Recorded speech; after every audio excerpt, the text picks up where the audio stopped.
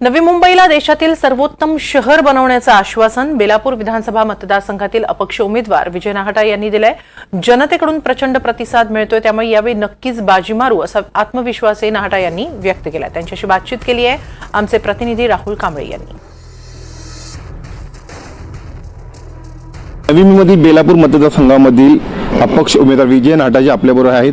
बऱ्याचदा ते चर्चेमध्ये असतात, घराणीशाही असो किंवा मंदाताई म्हात्रेंचं काम असो, याच्याबद्दल आपण त्यांच्याशी संवाद साधूया। सर, काय सांगाल तुम्ही? प्रत्येक वेळेस मंदाताई म्हात्रे, घराणीशाही याच्यावर टीका करत असता, एकंदरीत काय तुम्हाला म्हणायचं आहे?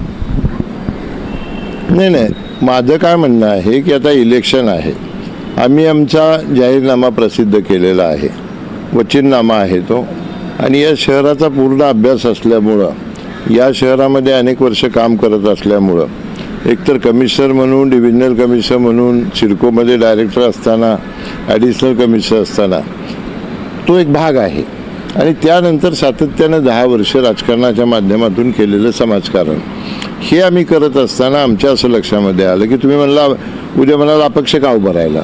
त्याचं कारण असं आहे की या शहरामध्ये जे लोकप्रतिनिधी होते आहेत त्या लोकांनी लोकांची पूर्ण घोर निराशा केलेली आहे.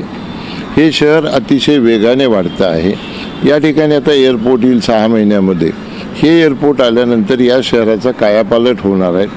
अनेक फायदे एअरपोर्टचे या शहरातल्या लोकांना मिळणार आहेत, तशाच अनेक अडचणी होणार आहेत. ते सगळं समजून घेणं आणि इथल्या नागरिकांना दिलासा देण्याचं काम करणं, त्यांच्या गरजा पूर्ण करण्याचं काम करणं हे आमचं लोकप्रतिनिधीचं कर्तव्य आहे.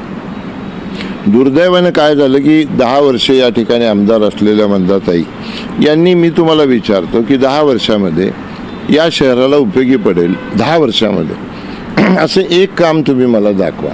म्हणून प्रचारामध्ये आम्ही असं म्हणतो, अनेक मुद्दे आम्ही जे काम केलं ते सांगतो. एक मुद्दा, एक काम असं दाखवा की जे त्यांनी प्रत्यक्ष केलं आहे. कागदावर हजारो कामं दाखवतील. आणखीन एक मुद्दा सांगतो, या शहरामध्ये तुम्ही फिरला असताना पाहता उत्तर प्रदेशचं भवन आहे, उत्तरांचलचं भवन आहे, केरळचं भवन आहे, बिहारचं भवन आहे, राजस्थानचं भवन आहे, गुजरात भवन आहे, मात्र मराठा भवन नाही आहे. आणि मराठा समाजासाठी एक चांगली वास्तू या ठिकाणी होणं गरजेचं आहे. अशा 2-3 गोष्टी मला वाटतं मराठा समाजासाठी अतिशय गरजेच्या आहेत. तुम्ही लोकांनी मला निवडून दिलं तर निश्चितपणानं ती माझी प्रायोरिटी असेल.